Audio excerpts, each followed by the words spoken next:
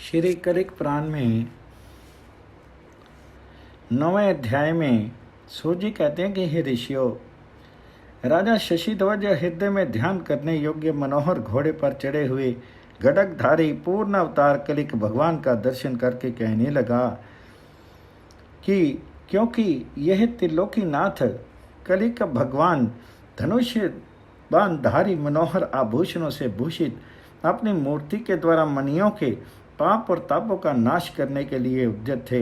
इस कारण उन कलिक भगवान का दर्शन करते ही राजा शशिध्वज के शीर पर रोमांच खड़े हो गए और उन परमात्मा कलिक भगवान से कहने लगा कि हे पुंडरीकाक्ष, आइए मेरे हृदय पर प्रहार कीजिए, अथवा हे परमात्मन, मेरे बाणों के प्रहार के भय से अज्ञान रूप अंधकार से भरे हुए मेरे हृदय में प्रवेश करके छुप जाइए। जो निर्गुण होकर भी गुणों को जानते हैं, जो अदृश्य होकर भी अस्त्र शस्त्रों का प्रहार करने को उद्यत हो रहे हैं और जो निष्काम होकर भी जय की प्राप्ति के लिए सेनाओं का संहार कर रहे हैं, उन परमात्मा के साथ में शशिध्वज युद्ध करने को प्रवृत्त होता हूँ। सब पुरुष देखें। हे भगवान, यद्यपि तुम सिद्ध विभु हो, तथापि तुम्हारे ऊपर शस्त्र का दृढ़ प्रहार करूँगा, क्योंकि प्रहार करने पर यदि मुझे भेद ज्ञान रहेगा, तब भी मैं जिस लोक को शिव और विष्णु भगवान में भेद मानने वाले जाते हैं, उस लोक को जाऊंगा।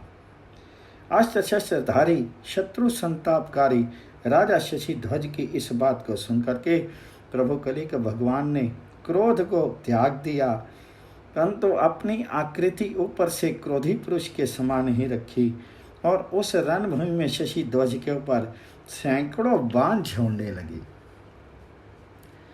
राजा शशिध्वज ने उन बाणों के प्रहार को कुछ भी नहीं गिना और जिस प्रकार मेघ पर्वत के ऊपर वर्षा करता है, उसी प्रकार वह शशिध्वज कलिक भगवान जी के ऊपर अनेकों प्रकार के अस्त्र शस्त्रों की वर्षा करने लगा। उन बाणों की वर्षा से शीर छिन्न भिन्न होने लगा। कलिक भगवान को अत्यंत ही क्रोध आ गया। तब तो दिव्य अस्त्र शस्त्रों के द्वारा उन दोनों का बड़ा भारी युद्ध होने लगा। ब्रह्म अस्त्र से ब्रह्म अस्त्र, पर्वत अस्त्र से वायव्य अस्त्र, पर्जन्य अस्त्र से आग्नेय अस्त्र और गरुड़ अस्त्र से पन्नाग अस्त्र टुकड़े टुकड़े होने लगे। इस प्रकार कलिक भगवान और राजा शशिध्वज के अनेकों प्रकार के दिव्य अस्त्रों के द्वारा युद्ध करने पर संपूर्ण प्राणी और लोकपाल अत्यंत भयभीत हो गए और मन में चिंता करने लगे कि कहीं आज प्रलय काल तो नहीं आ गया। जो संपूर्ण देवता युद्ध देखने को आकाश मार्ग में आए थे, वे भी बाणों की अग्नि से भयभीत होने लगे। इस प्रकार कलिक भगवान और राजा शशिध्वज दोनों का दिव्य अस्त्र छोड़ना निष्फल हुआ।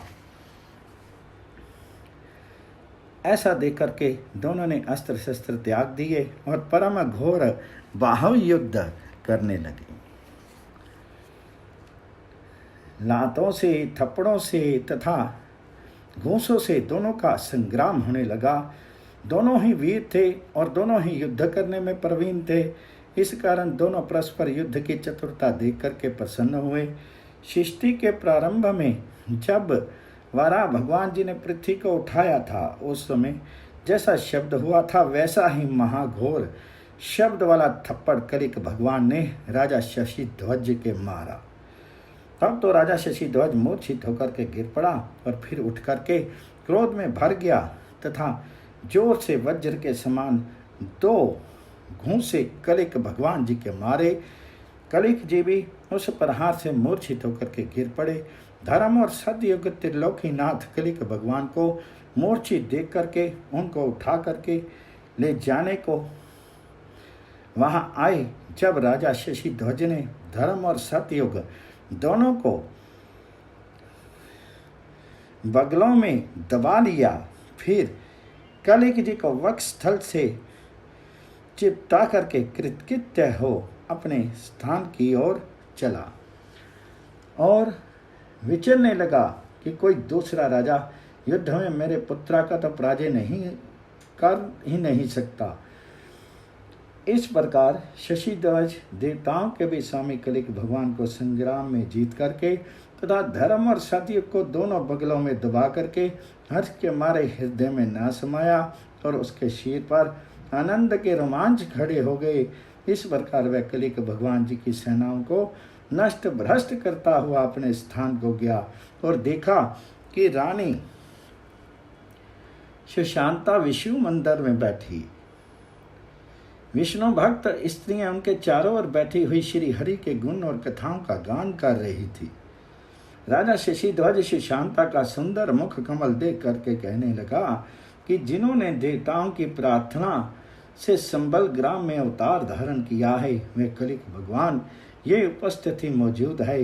इन्होंने इस प्रकार विद्या पढ़ी है, इस प्रकार विवाह किया है और इस प्रकार पाखंडियों का तथा मलेच्छों का नाश किया है, ये सब सुनाया। हे प्रिय, जो कलिक भगवान सदा हृदय में निवास करते हैं वे ही इस समय तुम्हें शक्ति दिखाने को माया के द्वारा मूर्खों के बहाने से वहाँ आए हैं। हे प्रिय, ये देखो धर्म और सतयुग मेरी दोनों बगलों में दबे हुए हैं, तुम इन सब का पूजन करो। सुशांत राजा शशिध्वज की ये बात सुनकर के अत्यंत ही आनंदित हुए और श्री हरि धर्म सतयुग तथा अपने पति को प्रणाम करके लज्जा को त्याग करके अपनी सखियों सहित श्री हरि के गुणों का कीर्तन और प्रदक्षा करती हुई नृत्य करने लगी। नाम अध्याय पूर्ण हुआ। श्री कलिक पुराण में 10वें अध्याय में सुशांत कहने लगे कि हे हरे, तुम्हारी जय हो। माया के बल से धारण की हुई अपनी मूर्छा को त्यागिए। हे महामते, साधु पुरुषों के तथा इंद्रदेव के सेवन किए हुए नाना प्रकार के आभूषणों से शोभायमान चरण कमलों को मेरे सामने को करिए। तुम्हारा ये शरीर जगत की सर्वोत्तम संपत्तियों से रचित है। तुम्हारा ये रूप साधु पुरुषों के हृदय में स्थित रहता है। तुम्हारे इस रूप को देख करके कामदेव भी लज्जित होता है। हे प्रभु, आप किस प्रकार मेरा मनोरथ पूर्ण हो वह करिए। हे प्रभु, तुम्हारे यश का गान जगत के शोक को दूर करता है। तुम्हारा ये चंद्रमा के समान मुख केवल वचन रूप अमृत की वर्षा करके सबको प्रसन्न करता है। तुम्हारा ये मुख चंद्र मंद मुस्कान रूप अमृत से भिगा हुआ है। तुम्हारा ये मुख कमल जिस प्रकार जगत का कल्याण करे सो करिए। हे प्रभु, मेरे इस पति को कोई भी प्राणी नहीं जीत सकता।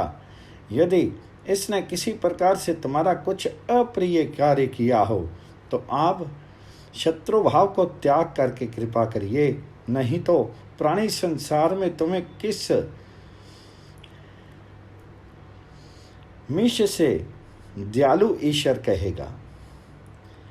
तुम्हारी प्रकृति रूप स्त्री से महतत्व, अहंकार और पंच तन्मात्रा द्वारा शरीर बनता है। तुम्हारे कटाक्ष और लीला से ब्रह्म के विषय कल्पना किए हुए इस जगत की सृष्टि स्थिति और प्रलय होते हैं। शरीर और इंद्रियों के आश्रित पृथ्वी, जल, तेज, वायु, आकाश, इन पंच महाभूतों की समष्टि के द्वारा और अपनी विष्णुमयी माया के द्वारा तुम्हारी सेवा की प्रार्थना करने वाले प्राणियों के ऊपर कृपा करिए। जो पुरुष संसार के दुखों से क्लेशित होकर के कलयुग के पापों का नाश करने वाले, संसार के भय को दूर करने वाले, सर्वगुणों के स्थान परम पवित्र आपके नाम का कीर्तन करते हैं, उन पुरुषों को फिर इस संसार में जन्म धारण नहीं करना पड़ता। आपका अवतार होने से साधु पुरुषों के सत्कार की वृद्धि होती है, ब्राह्मणों की उन्नति होती है, देवताओं की रक्षा होती है, सतयुग की प्रवृत्ति होती है, धर्म की वृद्धि होती है और कलिकुल का नाश होता है। आपका ये अवतार मेरा कल्याण करेगा। मेरे घर में पति, पुत्र, पौत्र, हाथी, रथ, ध्वजा, चंवर, ऐश्वर्य और मणियों से जड़े हुए सिंहासन आदि संपूर्ण पदार्थ विद्यमान हैं, परंतु आपके चरण कमलों की पूजा के बिना उन सब वस्तुओं की कुछ भी शोभा नहीं है। हे जगत रूप, सुंदर मंद मुस्कान से शोभायमान, सर्वांग सुंदर मनोहर मधुर वाक्यों से भूषित और सुंदर चेष्टा युक्त आपका ये मुख यदि मेरा कल्याण करने में प्रवृत्त नहीं होगा तो तत्काल मेरा मरण हो जाएगा। तुम घोड़े पर चढ़ करके विचरते हो, आपकी कृपा से सबका भय दूर होना है। आप ब्रह्मा और महादेव जी के आश्रय हो।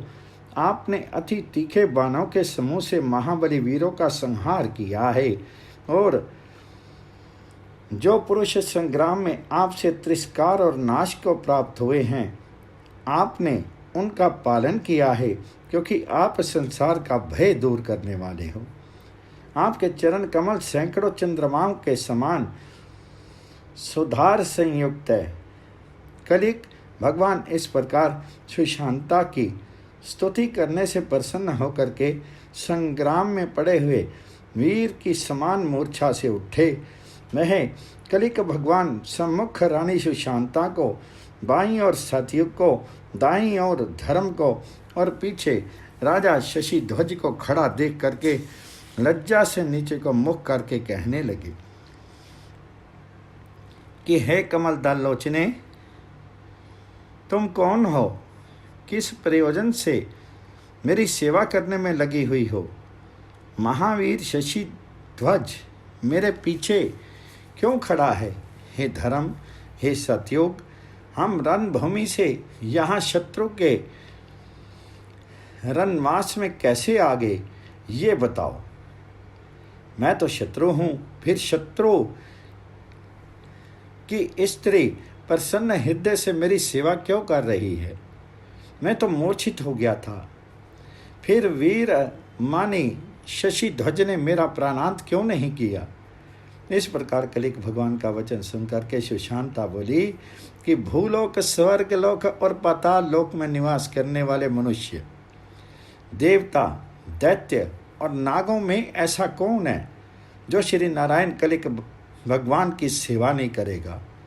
संपूर्ण जगत जिनका सेवक है, जिनका मित्र है, जिनके दर्शन मात्र से शत्रु भाव दूर हो जाता है, उन श्री नारायण कलिक भगवान कौन पुरुष किस प्रकार शत्रु हो सकता है? मेरे पति यदि शत्रु भाव से आपके साथ संग्राम करते तो क्या आपको अपने स्थान पर ला सकते? मेरे पति आपके दास हैं, मैं आपकी दासी हूँ। हे महाभुज, हमारे ऊपर प्रसन्न होकर के आप अपने आप ही यहाँ पर आए हैं। धर्म बोला कि हे कलयुग का संहार करने वाले भगवान, ये दोनों जिस प्रकार आपकी भक्ति कर रहे हैं, जिस प्रकार की आपके नामों का कीर्तन कर रहे हैं, जिस प्रकार आपकी स्तुति कर रहे हैं, इसको देख करके मैं कृतार्थ हो गया। अब इससे अधिक और क्या कृतार्थ होऊंगा। सतयुग बोला कि आज आपके इस दास का दर्शन करके मैं सतयुग नाम की सार्थकता को पा गया। आप भी इस सेवक के तेज से ईश्वर और जगत के पूजनीय हुए। शशि ध्वज राजा बोला कि हे प्रभु, मैंने युद्ध करके आपके शिरों पर प्रहार किए हैं। आप मेरे आत्मा हो। मैं काम क्रोध आदि के वशीभूत होकर के आपसे शत्रुतावश युद्ध में प्रवृत्त हुआ था, सो अब दंड देने योग्य मुझको आप दंड दीजिए। कलिक भगवान राजा शशि ध्वज का ये वाक्य सुनकर के मुस्कुराते हुए बारंबार कहने लगे कि तूने मुझे जीत लिया।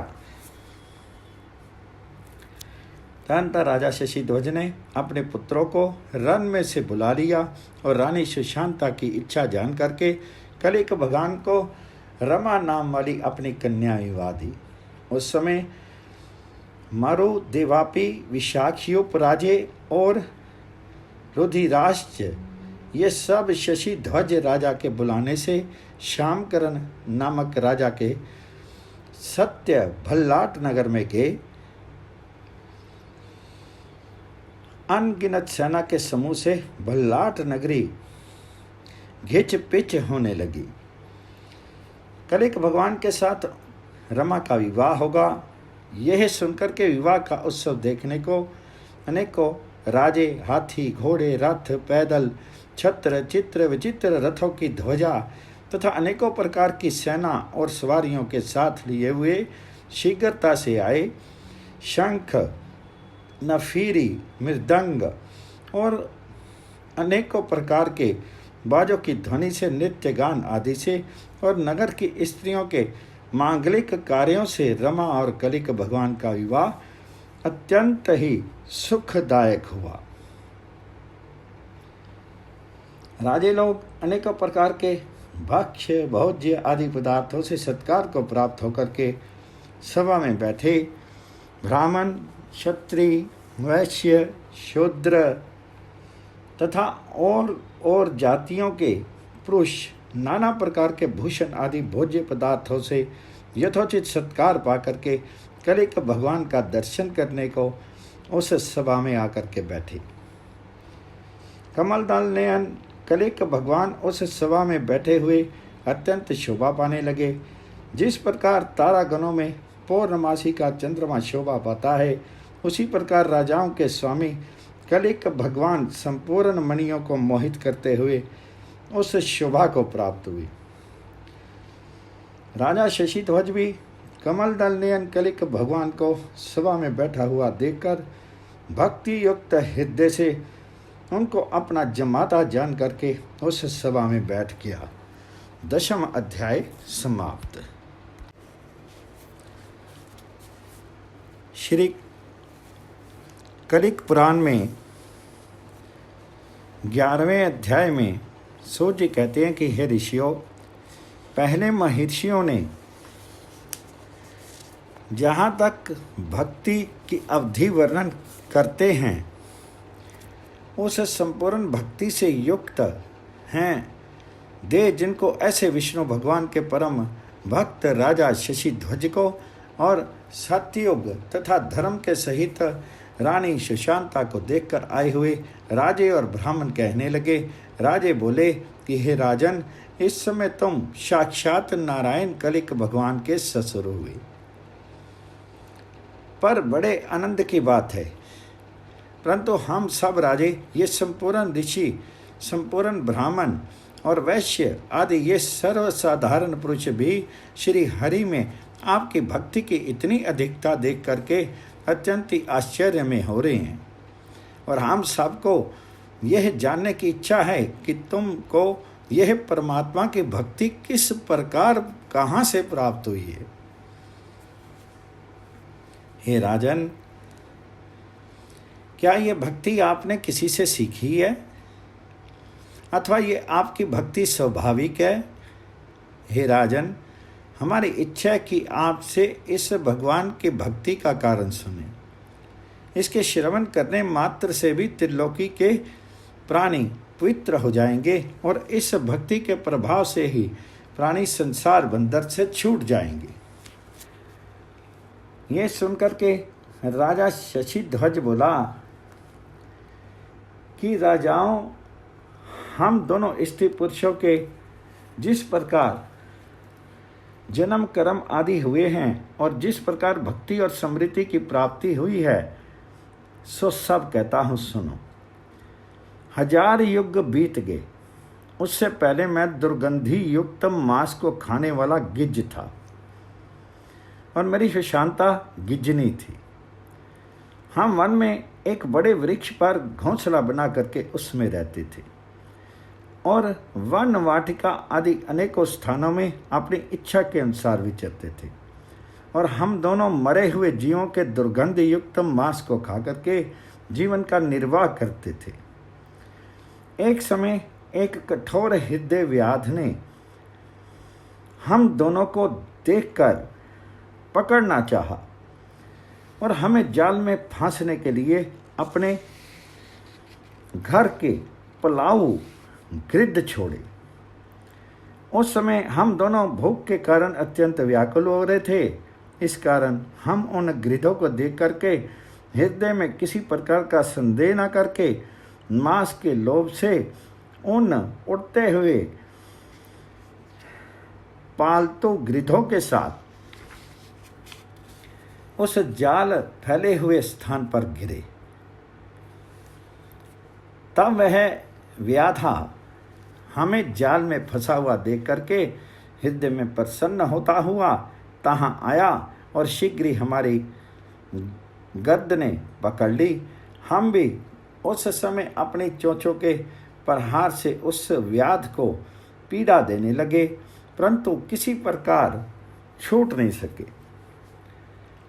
फिर वह मांस का लोभी व्याधा हम दोनों को पकड़ करके गंगा जल के समीप ले गया। वहाँ गंडकी की शिला पर रख करके उस व्याध ने हम दोनों के सिर को कुचला। गंगा जल के समीप गंडकी की शिला पर मरण होने से हम दोनों तत्काल चतुर्भुज मूर्ति धारण करके प्रकाशवान विमान पर चढ़ करके सब लोगों के पूजनीय वैकुंठ धाम को गए। तहाँ 100 युग पर्यंत निवास करके ब्रह्मलोक को गए। ब्रह्मलोक में 500 युग पर्यंत सुख भोग करके काल के वशीभूत होकर के 400 युग पर्यंत देवलोक में स्वर्ग सुख भोगा। हे राजाओं, तदनंतर हम दोनों ने इस मृत्यु लोक में जन्म धारण किया, परंतु गंडकी की शिला शालग्राम शिला पर मरण होने से और श्री हरि की कृपा से ये सब वृत्तांत मुझे स्मरण नहीं रहा। गंडकी की शिला पर मरण होने से जैसा पूर्व जन्म की जाति आदि का स्मरण रहता है, उसका और क्या वर्णन करूं। जिस गंडकी के जल का स्पर्श मात्र होने से एक अद्भुत फल मिलता है, जब शालग्राम शिला के स्पर्श मात्र से मृत्यु होने पर ऐसा मिलता है, फिर भगवान वासुदेव की सेवा करने पर कितना अधिक फल मिलेगा, उसका मैं वर्णन नहीं कर सकता। हम ऐसा विचार करके श्री हरि की पूजा करने में सदा अपने चित्त को लगाते हुए कभी नृत्य करते हैं और श्री हरि के गुणों का गान करते हैं। इस प्रकार यहाँ हम अपने समय को व्यतीत करते हैं। श्री नारायण के अंश कलिक भगवान ने जो कलयुग का नाश करने को अवतार धारण किया है, ये मैं पहले ही ब्रह्मा जी के मुख से सुन चुका हूँ। मैं इन कलिक भगवान की वीरता की पूर्ण रीति से जानता हूँ। राजा शशिध्वज ने इस प्रकार सभा में अपना वृत्तांत वर्णन करके रमानाथ कलिक भगवान को भक्तिपूर्वक हृदय से आदरपूर्वक 10,000 हाथी, 1,00,000 घोड़े, 6,000 रथ, 100 तरुण अवस्था की दासियां और बहुत से बहुमूल्य रत्न देकर बांधों सहित अपने को कृतार्थ माना। सभा में बैठे हुए पुरुष इस प्रकार राजा शशिध्वज के पूर्व जन्म का वृत्तांत सुनकर के हृदय में अचंभा मानने लगे और उस राजा को पूर्ण भक्तिमान समझा। फिर तहाँ सभा में बैठे हुए सब पुरुष कलिक भगवान जी की स्तुति करते हुए ध्यान करने लगे। फिर वे सब प्रकार के पुरुष राजा शशिध्वज से भक्ति और भक्तों का लक्षण पूछने लगे।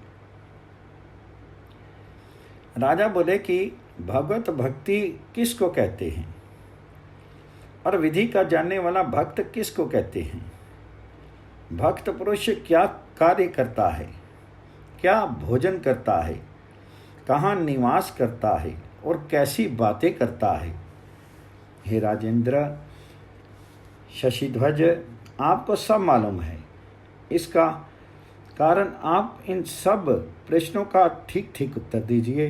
राजाओं के ऐसा कहने को सुनकर शशिध्वज का मुख कमल प्रसन्न हो गया और उन सब को धन्यवाद देकर के संतुष्ट करने के लिए पूर्व जाति के स्मरण का हेतु जो श्री कृष्ण नाम उसका वर्णन करके जगत के पवित्र करने की इच्छा से जो कुछ पहले ब्रह्मा जी से सुना था सो सब कहने लगा।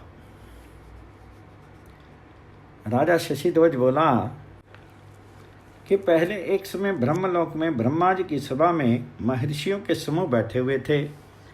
उस समय जो प्रश्न तुमने मुझसे किया है यही प्रश्न सनक ऋषि जी ने नारद जी से किया था।